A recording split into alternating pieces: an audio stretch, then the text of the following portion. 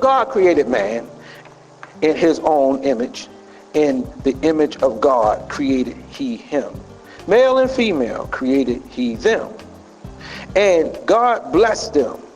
And God said unto them, be fruitful and multiply, and replenish the earth, and subdue it, and have dominion over the fish of the sea, over the fowls of the air, over every living thing that moveth upon the earth.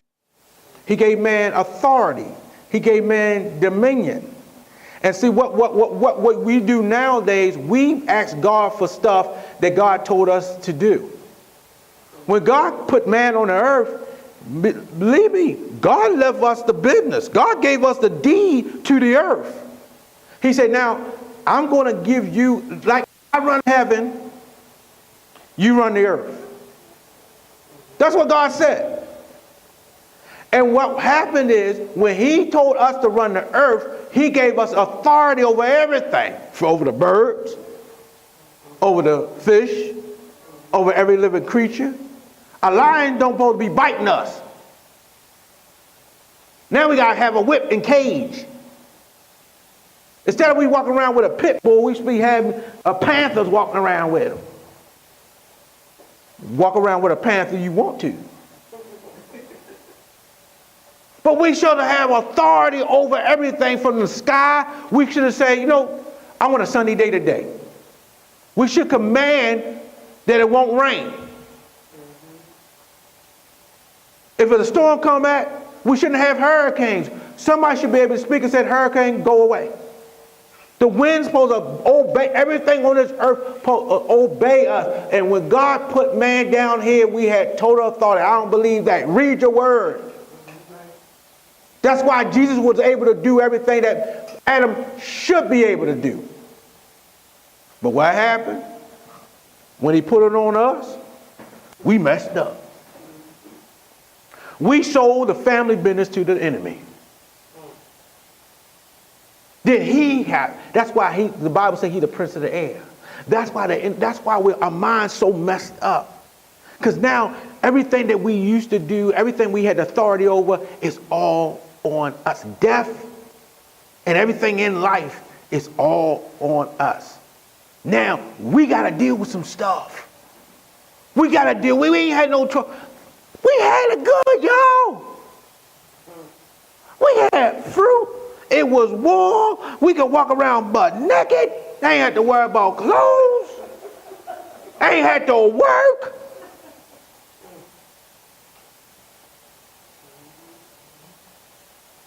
And if the woman did have kids, she wasn't going to have pain. She would just drop it like it's hot, and it was it.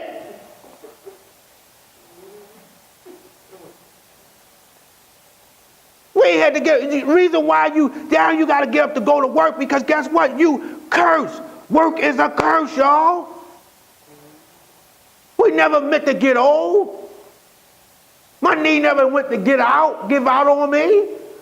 I'm walking up the flight of stairs and my knee just go whoop. I'm like, whoa.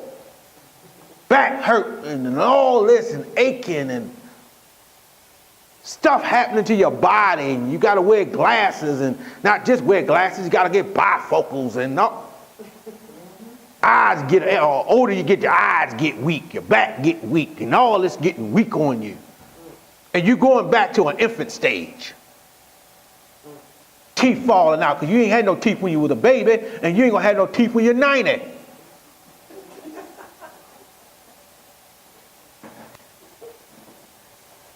All this happened because it's on us, y'all.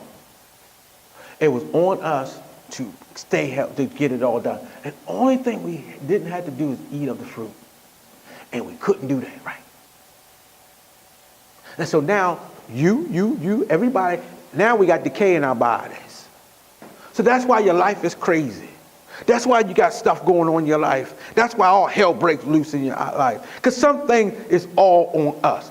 But here it is again. There's a caveat. There's a remedy. It's called Christ. Amen. The reason why I'm in Jesus Christ, because you know what? I don't want to be all on me no more. I don't want to be responsible for taking care of me. You know why I feel so? People say, well, Pastor, you seem like you ain't got a lot of stress. Oh, I'm stressed. But I know what I do. I put it on Christ. Yeah.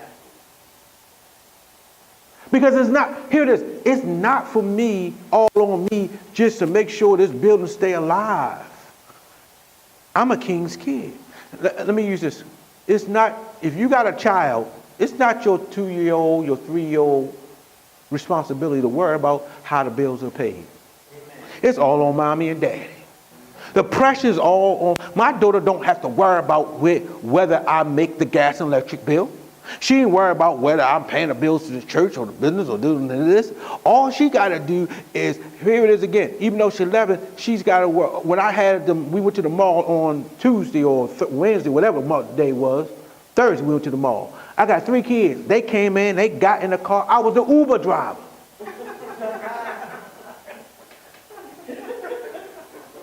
They walking around at the mall, going to the mall, they laughing, taking flicks, flicking it up, clap, clap, clap, clap. And the thing, they going off, they up there doing dancing all in the mall, they having a blast.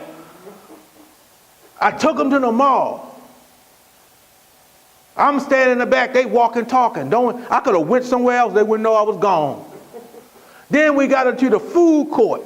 The only time they paid, well, they did, because I told them to bring their money now. Mine turned around, and she knew she had a daddy, because she turned around and said, I want something to eat. Then I went in my wallet and laid some money down. And now that they're 11 and 12, they don't got no kids' meal no more. They got grown folk meal. Then they wanted something at the store. I said, and one of them started buying stuff. And I said, Christmas just was a couple of days ago. You didn't get nothing. And then they laughing, joking, and I bring them back home, and they party, and then they were hungry. Look, but nothing was on them. Because you know what? They had a father. And if you have Jesus Christ and the Lord as your father, it ain't going to be on you no more. But if you don't know Christ, it's all on you. Even though you got to deal with some things, you don't have to deal with the pressure of it. I don't have to worry about taking care of myself like that. God give me some help. Now, I'm supposed to pay my bills, but God will give me the supply I need to make it happen. Sometimes it's better when you know you got some, and I tell this, when you don't got no help, it's hard. And people who did you do good by you, you miss real. I miss the people who I can depend on. I really do. I miss, and sometimes some of us don't have so many people that we can love or have. Let me say this. You ain't gonna have a lot of people that you can depend on. And guess what? Being older I get, I don't have nobody to depend on but God. Because you know what? Man shortchanged me. I have lost so much confidence in people. Because people are flaky, fickle, sometimey. And you don't know what mood they in when you catch them. And you could be the same way. But you got to understand something. It's all on you when you don't know Christ. But when you know Christ, it ain't on you no more. You back in the garden. You back in the kingdom. God will supply your need. He said, I will take care of those who are mine. But if you don't walk in faith and don't believe that, you can't get that. But when God said, I made man, this is what God gave us when he put us on this earth. First of all, he gave us he said, be fruitful, multiply, be creative. 1, be creative, be inventive, do something different, make something. People don't understand, wealth comes from creation. Where do you think Procter & Gamble come from? Johnson & Johnson, Apple. Somebody had to come with it was always a basement stage. Steve Jobs was in the basement. Matter of fact, got fired from Apple, Microsoft and Apple, and came back. But we created, revolutionized certain things. All these places was created. So you got to be able to create something to make money. And if you work on a job, somebody created that business. If you work for these certain places, you work for a company, somebody had to create the company for you to live off of. It was nothing, now it's something. It wasn't just, yeah, you might have been born, it was there when you got into the world, but at the one time, in the beginning of time, thou had Johnson & Johnson. It was created. So that's how you grew, that's how you multiply. You got to create something. And when you create it, you got to duplicate it, multiply it. If it's selling, if it's doing good, then you got to reproduce it. If you're doing something good, keep doing it. If it's selling, then sell it. Life is about supply and demand. But create something that somebody else wants. I'm not preaching to you to start a business. I'm talking about create something in you that somebody else wants. You walk around with a good attitude, somebody else wants your nice attitude. Amen. You got a good work ethic. You outwork everybody. Let me say this. I can say it right now, and I'll say anybody. I don't care what people think. I think, as far as on my level, around in this area, I will outwork any pastor around here. I will outwork you. I feel that way. And you know what? Some pastors will say, no, you can't. I will outwork you. I'm glad you feel that way. You should feel like you're the best. Amen. Amen. That's the ethic you put in. And you multiply that. That's how you gain success. If you're on your job, Bible say, I'll make you the head and not the tail. You should be the best at what you do. They should talk about you. You should be the go-to guy. You should be at the football game at the fourth quarter, and you only got about a half a minute left. You should be the one that they go to make the winning touchdown. Amen. It's on you. But I gave you the power to do it. He says to do it. Have control over it. Run it. Make sure it works for you. He told him, subdue the earth. He gave us this. So this is what God expects from us to do. And we don't do that. When we pray a lot of certain prayers, we praying stuff for God, for him to do. And God said, I gave that to you to do. Mm-hmm. Why are you praying that for me? God, I need my gas and electric bill paid. Lord, I need you right now. I need you.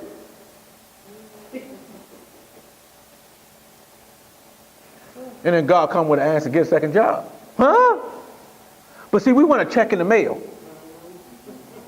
That's not God's job. But John, this is what God would do. But if you love me, I'm going to make sure I'll give you a promotion. I'll make sure I give you a raise. I'll make sure I'll give you a second job that won't kill you. I'll make sure. But God ain't going to come down here and work the job for you. I gave that for you to do. He want to see what.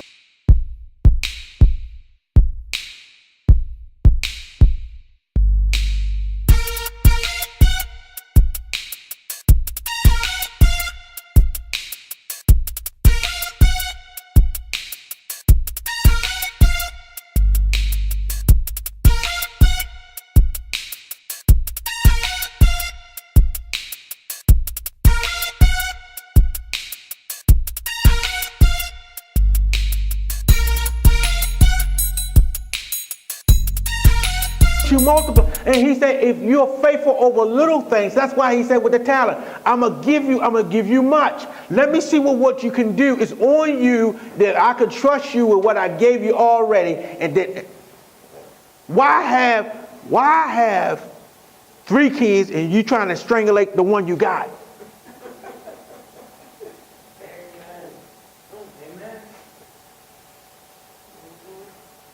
Why have 2 men and you fight with the man you got, or 2 women, that other woman's going to kill you, and you're gonna get a side chick.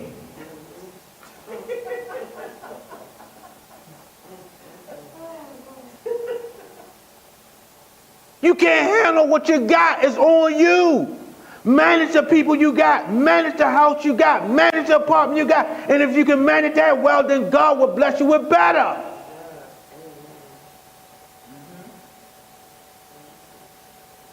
Well, people will say, well, Pastor, it's a small church. You got your small church over there. It's a nice little church, but it's a small church. I say, I'm okay to be small.